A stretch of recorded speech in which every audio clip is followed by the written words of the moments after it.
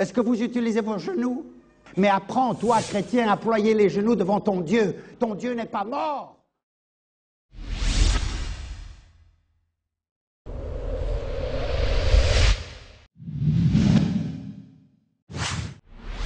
Bien-aimés, c'est l'heure du choix.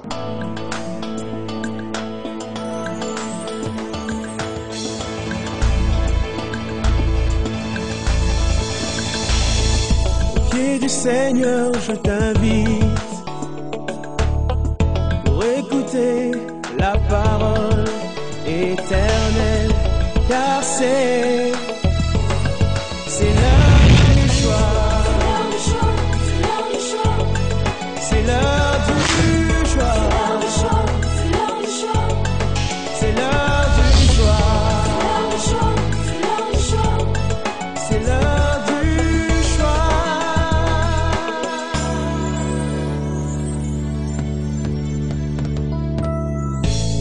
Bon appétit, bon appétit. Amen. Nous avons le privilège d'avoir ce matin parmi nous les couples missionnaires Wen et Sylvia Turner, auxquels je vais demander de se lever. Nous les recevons aussi ce matin. Madame et Monsieur Turner sont parmi nous. Que Dieu soit béni. Amen.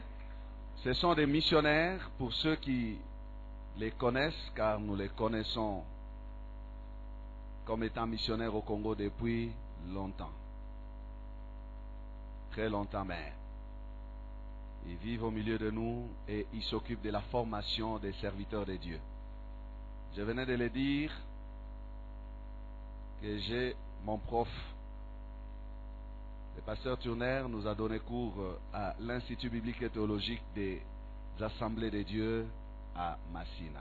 Il a été longtemps responsable de cette école, de cette institution, et il continue toujours dans cette charge de l'encadrement des serviteurs de Dieu. Actuellement, je crois qu'il est responsable de la FATAD. Ou vous allez nous préciser. Pardon? C'est Marcel. Gloire à Dieu. Mais il est là, toujours dans l'enseignement. Est-ce que nous sommes dans la joie et l'enthousiasme spirituel de les recevoir? Pendant qu'il s'élève et s'avance, nous acclamons le Seigneur.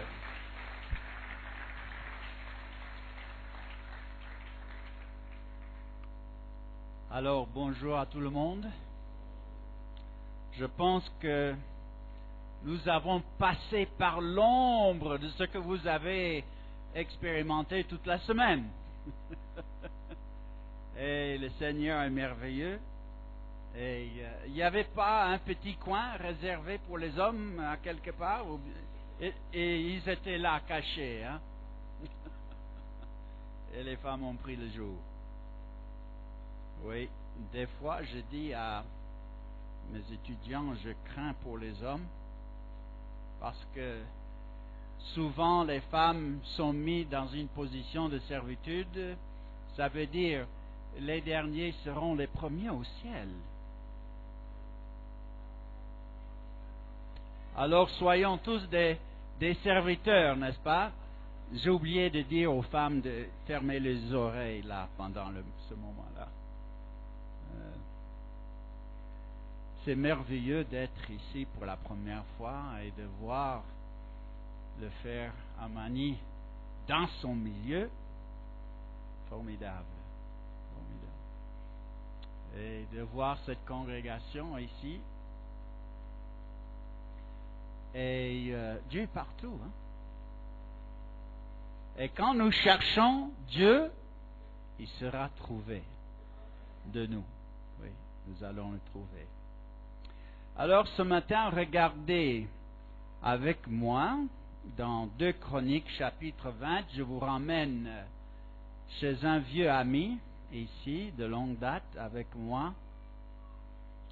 Et c'était intéressant comme ce sujet peut, comme beaucoup de sujets, n'est-ce pas, peuvent évoluer. Et on prend le même verset, le même texte, et le thème parfois semble changer.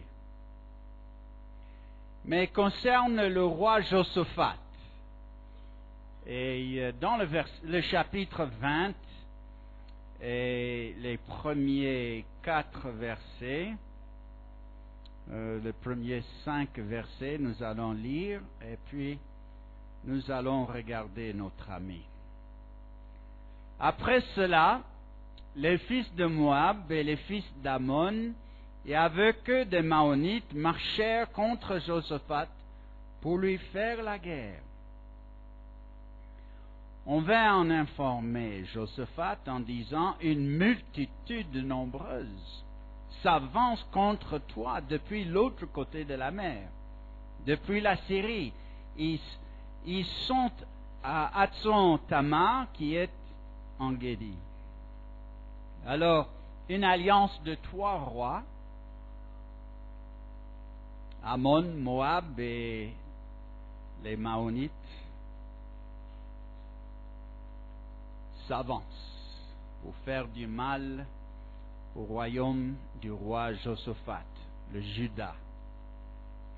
Et dans le verset 3, dans sa frayeur, nous lisons, dans sa frayeur, Josaphat se disposa à chercher l'Éternel et il publia un jeûne pour tout Juda. Bien d'avoir un roi comme ça, n'est-ce pas? Juda s'assembla pour invoquer l'Éternel et l'on vint de toutes les villes de Juda pour chercher l'Éternel. Josaphat se présenta au milieu de l'assemblée de Juda et de Jérusalem dans la maison de l'Éternel devant le nouveau parvis. Alors nous les trouvons là devant le temple que Salomon leur avait laissé, en train de chercher la face du Seigneur. Et dans le chapitre 15,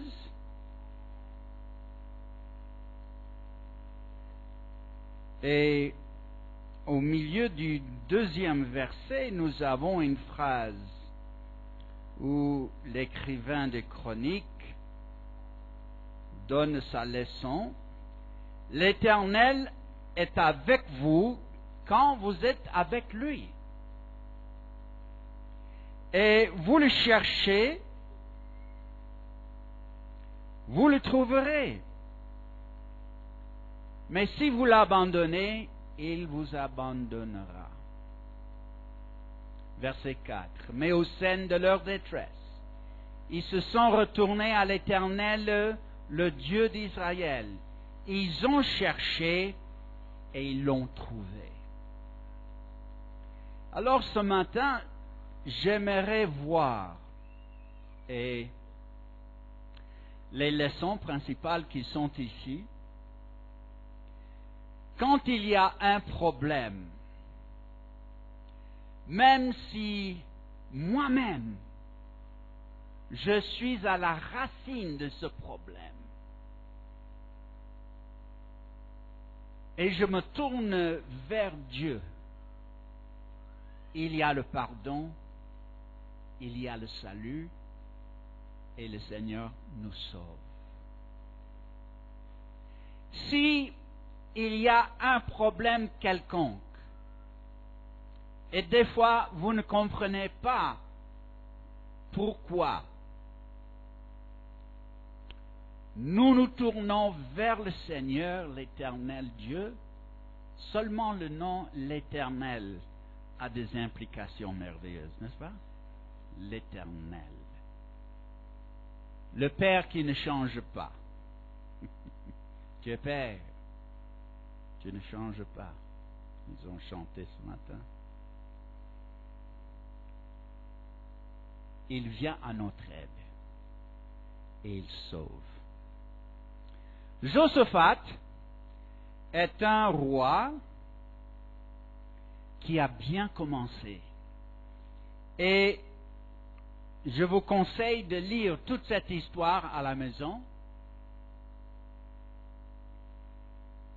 à partir du chapitre 17. Vous voyez l'arrivée du roi Josaphat, qui régna à la place de son père. Et ce qui est intéressant, la première phrase du verset 2, il se fortifia contre Israël. Donc, Juda, la nation du sud, où Josaphat est roi, et Israël, la nation du nord, la Samarie, celui qui est roi là-bas serait à cette époque Akab. Et vous connaissez le nom de sa reine, n'est-ce pas? Elle s'appelle comment? Jézabel. C'est un terme qui nous revient, n'est-ce pas, jusqu'à aujourd'hui. Et une Jézabel veut dire beaucoup de choses.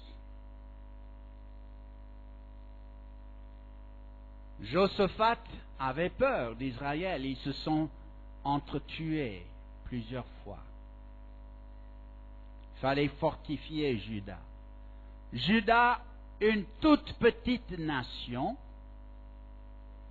2 tribus seulement, Juda et Benjamin, contre les 10 tribus d'Israël, et Juda était bien moins fort que Israël, Akab étant un guerrier reconnu.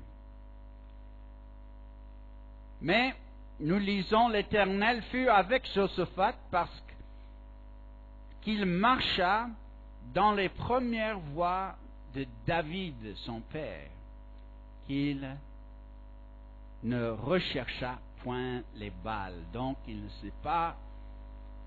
n'a pas suivi la tradition des Israélites qui cherchaient toujours les alliances inclus Jézabel et ses idoles, les Baals.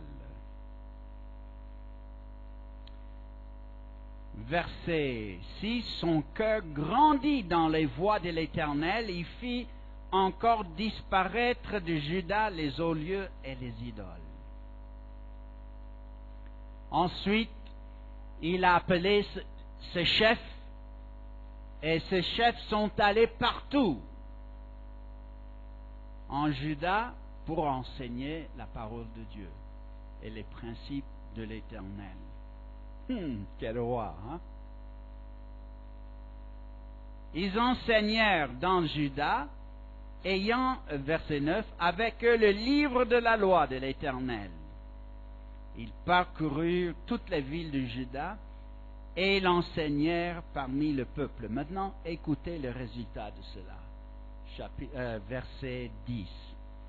La terreur de l'Éternel s'empara de tous les royaumes des pays qui environnaient le Juda et ne firent point la guerre à Josaphat. Donc, c'est l'Éternel qui a ajouté sa sécurité sur Juda. Et dans cette sécurité qui venait de l'Éternel, ils ont pu se reposer, ils ont expérimenté la paix et la prospérité.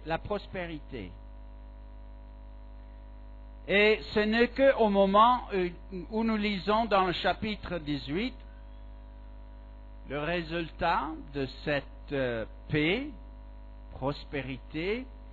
Josaphat eut en abondance des richesses et de la gloire. Et la dernière phrase, premier verset, il s'alliait par mariage avec Akab. Eh oui, j'ai entendu ici.